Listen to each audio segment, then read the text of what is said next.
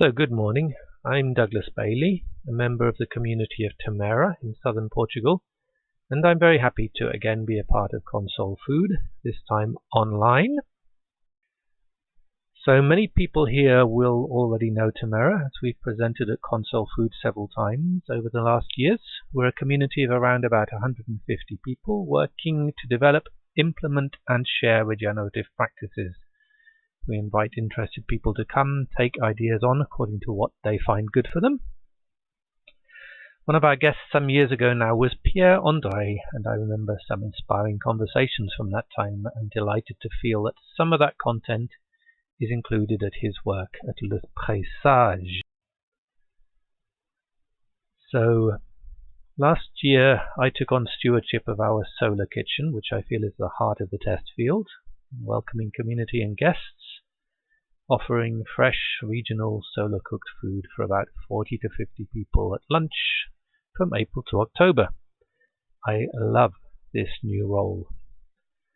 With my background as an optical physicist, I used to think that something works if it's possible to demonstrate the underlying principle.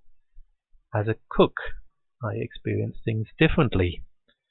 I'm still interested in those design principles, but now I appreciate the art of actually doing things, doing them fully, and the big differences that small things can make. This has been tremendously important to me personally, and it feels rather like arriving home after a long journey. So, in our current political and climate situation, cutting trees or extracting fossil fuels to cook in sun-rich countries seems increasingly anachronistic. But making that cultural shift towards solar cooking means touching people's hearts. And for this, one needs to be willing to change one's own cultural habits first. That's what we aim to do and to support here. It's been over 15 years now since we inaugurated the solar test field, and I'd like to highlight a few waypoints, take a brief look towards the future. Our kitchen originally featured a steam cooking system fed from a solar collector greenhouse designed by our cooperation partner Jürgen Kleinwächter. The greenhouse concentrated incoming sunlight onto recirculating vegetable oil, which was used as a heat transfer fluid, cooling the greenhouse and thereby providing good growing conditions for the plants. The heat removed from the greenhouse, that was up to 170 degrees Celsius, was stored and available to power both a Stirling engine with an electrical generator and to provide steam for cooking in the kitchen.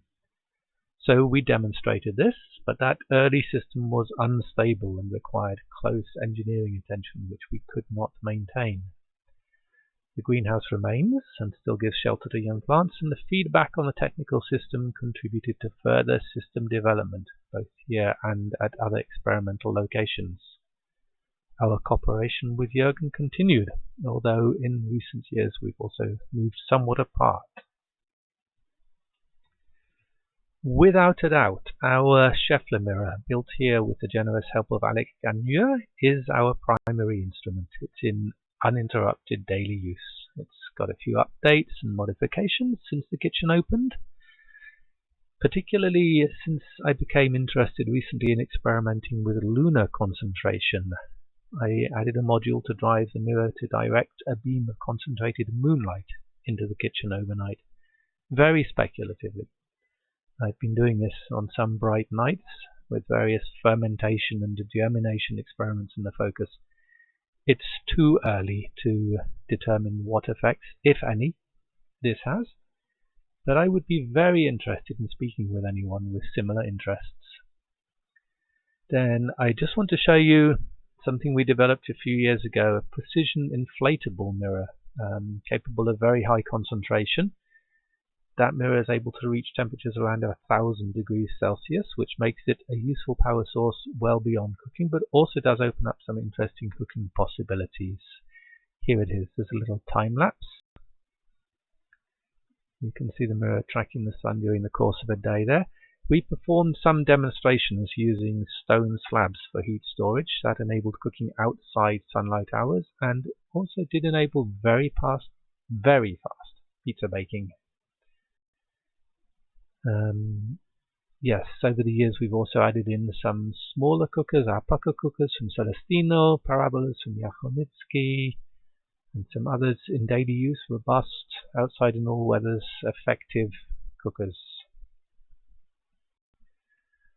Biogas, for us, an indispensable companion energy source. It started with a close contact with a community in Colombia, which led us to investigate biogas as potentially useful for their climate, and through this we found it also very useful for us. And that idea traveled to the favela in Brazil, and we were very happy last year to invite Fabio Miranda from there to return to us and hold a biogas workshop here. We've been using a 5 cubic meter underground digester inspired by Nepalese designs. Running such a digester is a commitment, which is not that far from looking after a pet. We did have that covered over the years, but when our system sprang a leak a couple of years ago, we found we had nobody with a combination of time, skill, commitment, care, and drive to do the necessary repair work. Our system spent 2 years unused from one little leak. One big leak. We're now re-engaged in work to fix that system, and I hope that by the time you hear this it's running again. In any case, we see from this how important the bridge is between cooks and the technicians. The enthusiasm of the cooks and the technical support and innovation is to be close, continuous, and structurally supported. Recently we've been seeing and working very much on the connection between the solar kitchen and the garden.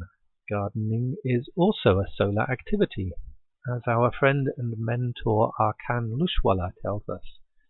While plants are developing, they are listening to the sun speak of current cosmic events, especially those that affect life on Earth. Those who eat the plants receive this information, allowing their bodies to adapt to the environment in which we live. So fascinating.